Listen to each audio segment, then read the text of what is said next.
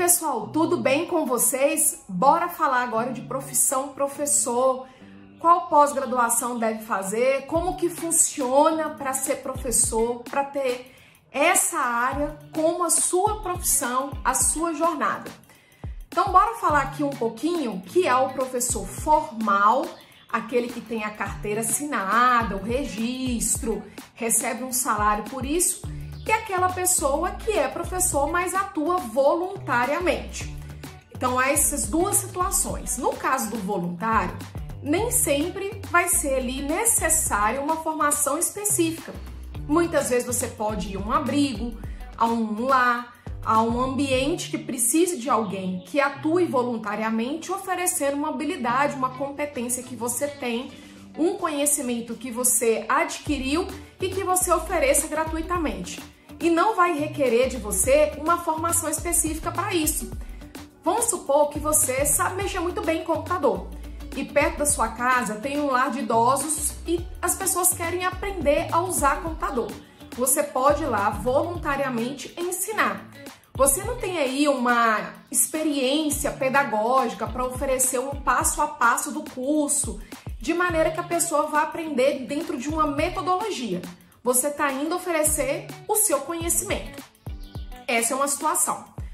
A outra situação é quando você precisa de uma formação específica para atuar. E aí aqui eu vou dividir em 3 categorias diferentes, mas eu vou focar em uma, que é a que eu realmente tenho conhecimento. Então a gente tem aí a educação básica, que é uma realidade. Nós temos os cursos técnicos, que é uma outra realidade. E nós temos a educação superior, que é uma outra realidade. Vou focar aqui na educação superior. Como você faz para dar aula em uma faculdade? Você precisa, inicialmente, vamos falar aqui das pós, das especializações, você precisa de uma pós-graduação. Em tese, você pode ter a partir de uma pós-lato sensu. O que é uma pós-lato sensu? Uma pós em torno de 360 horas, que já te habilitaria a lecionar no ensino superior. Ou uma pós estrito sensu, que tem uma carga maior, uma carga horária maior, como mestrado, doutorado e o pós-doutorado. Pois bem, então você precisaria inicialmente ter essa pós, ou uma dessas pós, ou várias pós, para você se habilitar em termos de conhecimento técnico. Porém, só isso não vai te permitir lecionar na educação superior. É preciso também experiência para você lecionar. Aí você fala, poxa vida, até para ser professor você precisa ter experiência? Com toda certeza. Você imagina chegar em uma sala de aula, sendo que você nunca lecionou, e você precisar falar para vários estudantes sem uma metodologia que você desenvolveu, que você aprendeu na sua pós-graduação, que você aplicou? Olha que coisa difícil não seria. E são muitos encontros, você precisa desenvolver 20 encontros com uma turma. Então não dá para você enrolar, encher linguiça e não ser didático. O seu aluno sente, ele sabe disso. Então, para que você consiga ter essa confiança, desenvolver a metodologia, entender como você vai ser cada vez mais didático, você precisa ter a experiência. Você vai aprender na sua pós, se ela for estrito sensu, a parte da prática docente. E depois você vai praticar isso daí, colocar na mão na massa mesmo, para lecionar.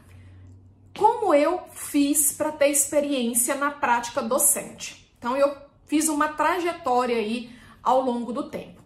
Primeiro, eu adquiri várias monitorias que eram certificadas ao longo da faculdade, colocando que eu dava suporte para o professor. Então ali eu já comecei a aprender, eu ajudava meus colegas em sala de aula, eu ensinava o conteúdo, ajudava a estudar para a prova, criava os resumos. Eu fui adquirindo essa expertise. Isso de uma maneira informal. Uma outra forma que eu também desenvolvi foi no trabalho voluntário. Então eu ensinava inglês para as crianças de um abrigo E ali eu fui criando uma metodologia para que as crianças pudessem aprender vocabulário, o alfabeto, enfim, o básico do inglês.